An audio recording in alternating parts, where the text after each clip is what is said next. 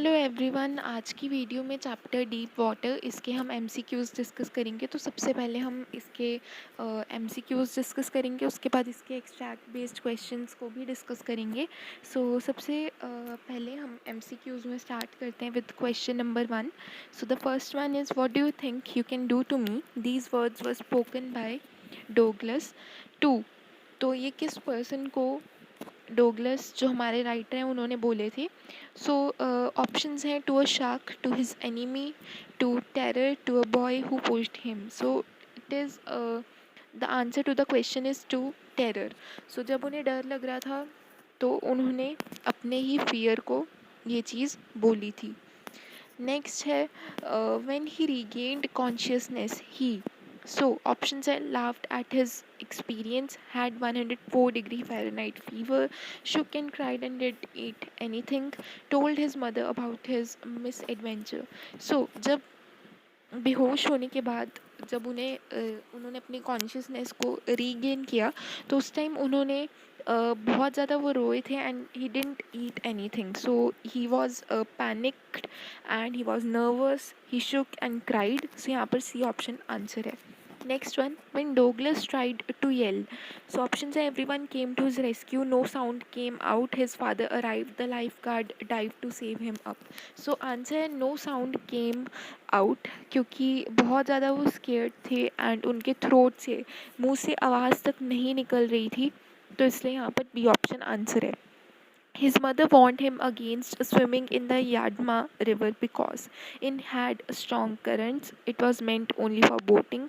Many people had drowned there. It had no lifeguards around. तो यहाँ answer C option, many people had drowned there। तो इसीलिए उनकी mother उनके लिए कंसर्न थी, वरिड थी एंड उन्होंने इसीलिए वॉर्न भी किया था। Next, why was Douglas determined to get over his fear of water?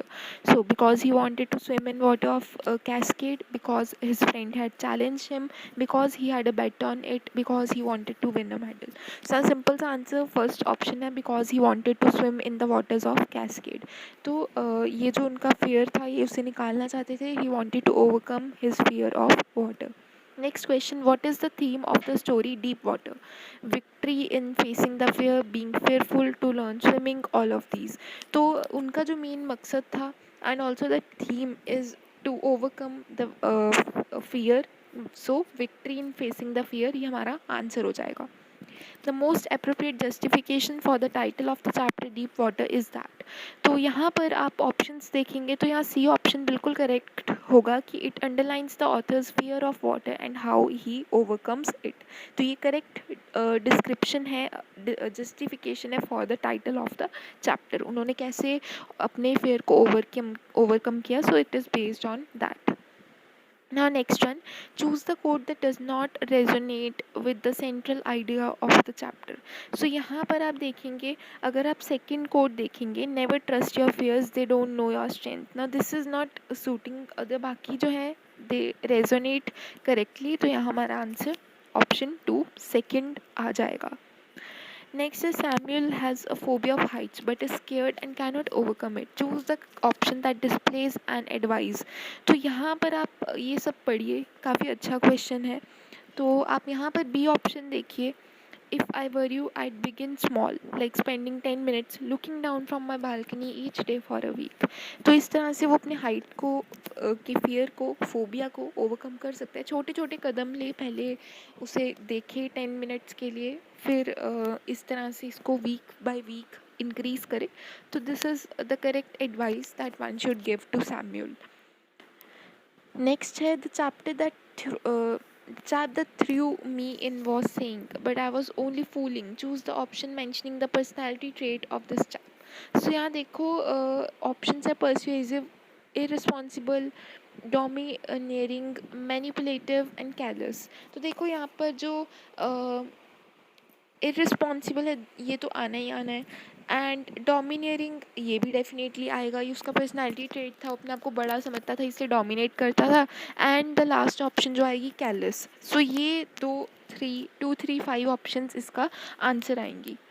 अब हम चलते हैं एक्सट्रैक्ट बेस्ड क्वेश्चंस पर। तो हमने एमसीक्यूज तो डिस्कस कर लिया, now let us move to these extracts. तो 4 नंबर के हैं ये। पहला देखिए, my breath was gone, I was frightened, father laughed but there was terror in my heart. तो आप इसको पूरा एक बार पढ़ लेना, हम इसके क्वेश्चन पे जंप करते हैं। स्टेटमेंट वन है, the author's father laughed to mock his son's inability to swim. So this is not correct. पहली बात ही करेक्ट नहीं है, एंड इस पैराग्राफ में बिल्कुल भी इन्फर नहीं, रेफर नहीं किया जा रहा है। Statement two, the author wanted to swim just to prove to his father that he can swim. नहीं, बिल्कुल ऐसी बात नहीं है। तो ये दोनों ही गलत हैं, एंड सी ऑप्शन आप देखिए, both statement one and two can not be inferred. So हमारा आंसर है। Next है, my introduction to YMCA swimming pool revived unpleasant memories and stirred childish fears. It can be inferred that this was a clear case of, so that was D, repression. This is the correct answer. बाकी तीनों तो बिल्कुल नहीं हो सकते, so repression answer है। अगला है, the misadventure that took place right after the author felt comfortable was that. तो B option, a bullet tossed him into the pool for the sake of fun. तो ये हमने already पढ़ रखा है। Choose the option that describes the equipment used by the author while learning to swim. तो आप देखो यहाँ पर D, ये देखो D ऑप्शन, उसने यही जो फिगर है इसी को इंस्ट्रूमेंट को यूज़ किया था।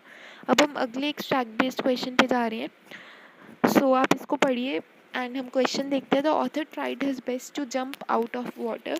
तो this is the cause, after while the author was not anxious, was not anxious in water. So बिल्कुल दोनों सही स्टेटमेंट्स हैं। पहले तो उन्होंने जंप किया, फिर उसके बाद जंप आउट ऑफ वाटर किया, and then he lost his consciousness. तो this is the effect, statement two effect है एंड स्टेटमेंट वन कॉज है। सो ए ऑप्शन करेक्ट है। नेक्स्ट है, the curtain of life fell corresponds to an aspect of D, that is drama. The purpose of using dash in above passage is to. So यहाँ आप देखो इसका जो use बार बार dot dot dot किया गया है, for that is to indicate pauses. ये तो काफ़ी कॉमन सेंस का क्वेश्चन है। अगला, दैट्स नॉट क्लियर क्वेश्चन, यहाँ पे क्लियर नहीं है। सो ये नेक्स्ट क्वेश्चन पे हम जंप करते हैं। I laughed and said, well, my Mr. Terror, what do you think you can do to me? It fled and I swam on. तो हमने MCQs में भी करा है, तो that is obviously the writer William Douglas. So A option is correct. Who is being addressed to as Mr. Terror? So that is water. C option. Why did the narrator laugh? So that was confident of defeating Mr. Terror, इसलिए he laughed. Why did Mr. Terror leave? So the answer is could not frighten the narrator, इसलिए Mr. Terror जो कि water है उसका fear that left. अब चलते next question पे। So who is I in the above lines? So again narrator William Douglas. Why did mother not allow I, मतलब author को, to learn swimming in a river? That was because he was afraid about safety. She was afraid about the safety of her child. Who was represented to I? So that was drowning cases in Yakimi River. अगला है, how was YMCA safe pool? Because it was 2 to 3 feet deep at the shallow end. अब हम last question देखते हैं। So from which story have these lines been taken? तो ये obviously deep water की lines हैं। How did the author try to learn swimming? So he joined YMCA pool. What change did the author feel after some time? So answer is A, he gained confidence. And the last question, what misadventure the author is referring to? So that is, he was tossed by a boy in pool. So ये हमारा answer हो गया। So with this हमने काफ़ी सारे MCQs इस chapter पे discuss कर लिया, एंड आई होप ये वीडियो आपके लिए काफ़ी यूज़फुल थी, and if it was useful then you should definitely like this video, and I'll see you all in the next one. Till then, goodbye.